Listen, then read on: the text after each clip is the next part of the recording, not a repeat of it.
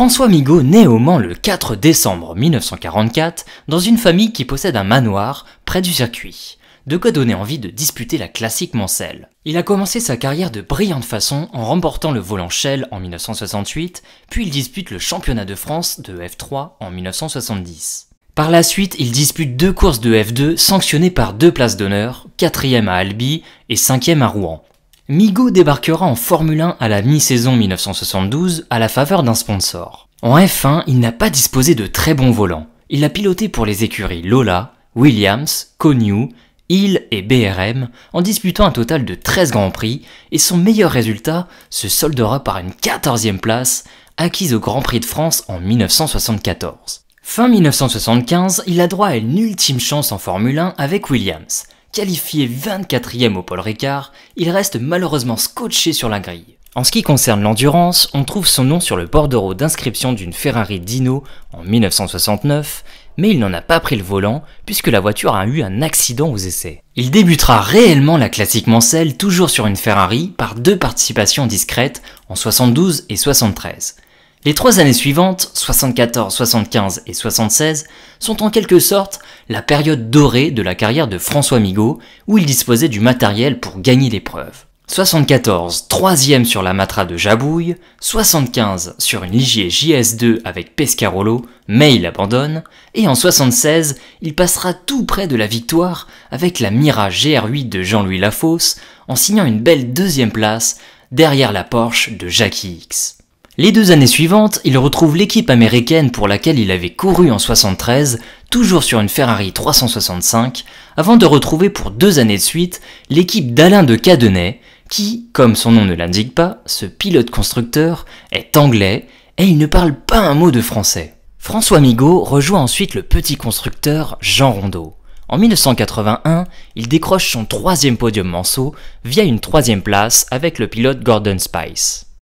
Il suit ensuite d'autres écuries privées comme Ford, Lola, WM, ALD, Cougar ou encore la Porsche des frères Kremer. Il connaît bien souvent, malheureusement, plus d'abandons que d'arrivées.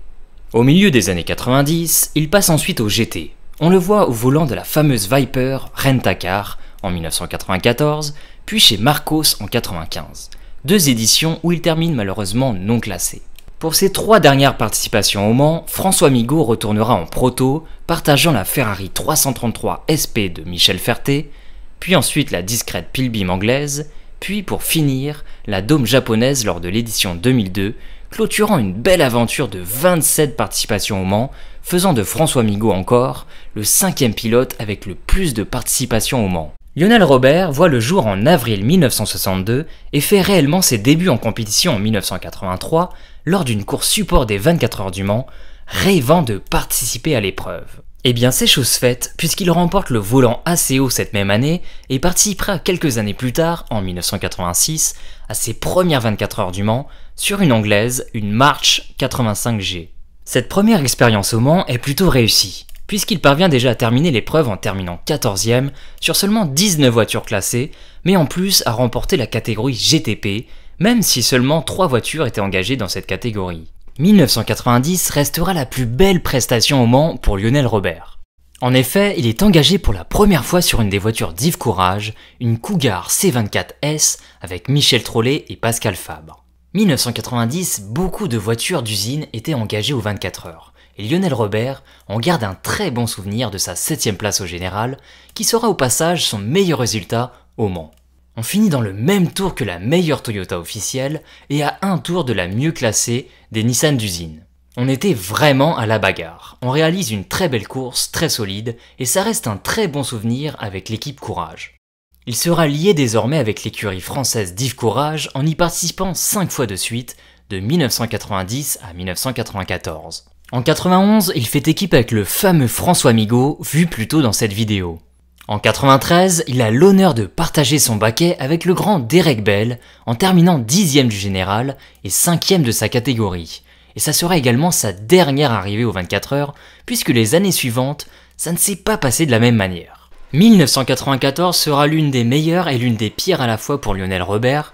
L'aventure avait bien commencé puisqu'aux essais préliminaires en mai 1994, Lionel était au volant des 2 Courages et signe le meilleur temps à chaque fois, s'appropriant virtuellement la première ligne des 24 heures. En qualification, Lionel Robert place sa Courage C32 en 6ème position, derrière la Porsche de Stock, et reste dans le peloton de tête avant que malheureusement, le moteur ne rende l'âme à la 9ème heure, brisant tout rêve de finir dans le top 5, voire même qui sait, sur le podium. Lionel Robert se fera par la suite plus discret aux 24 heures et ne sera plus sur le devant de la scène. En effet, en 1995, il participe au développement de la nouvelle Courage C34 et aux ultimes réglages préliminaires avec les ingénieurs Bosch.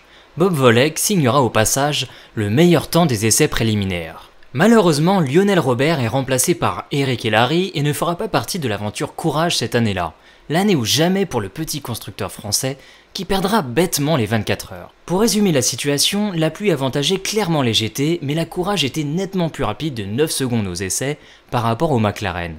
En course, Mario Andretti sortira de la piste plusieurs fois et ayant parlé récemment avec Eric Hellary qu'il a encore mauvaise, une stupide histoire de sponsor oblige Eric à rentrer au stand et à changer de capot, et tout ce temps perdu amènera la Courage à un tour de la McLaren au classement final.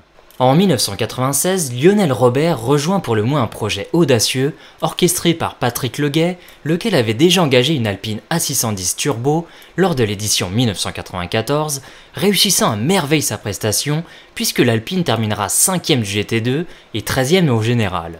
La fin de la production des Alpines en 1995 n'a pas marqué la fin de l'innovation pour Patrick Leguay. Sa détermination à poursuivre le rêve d'Alpine s'est matérialisée dans le projet audacieux de modification du Renault Speeder.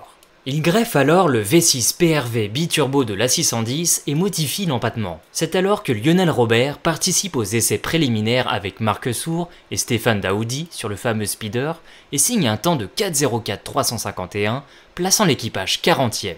Mais malheureusement, la voiture restera seulement suppléante des 24 heures 1996. On reverra discrètement une dernière fois Lionel Robert lors de l'édition 1998 sur le proto Deborah, qui ne verra d'ailleurs pas l'arrivée puisque la boîte de vitesse lâchera à la 11e heure. 1998 sera donc le clap de fin des 7 participations de Lionel Robert au Mans, et on se souviendra de lui principalement pour ses 5 participations d'affilée chez Courage de 90 à 94.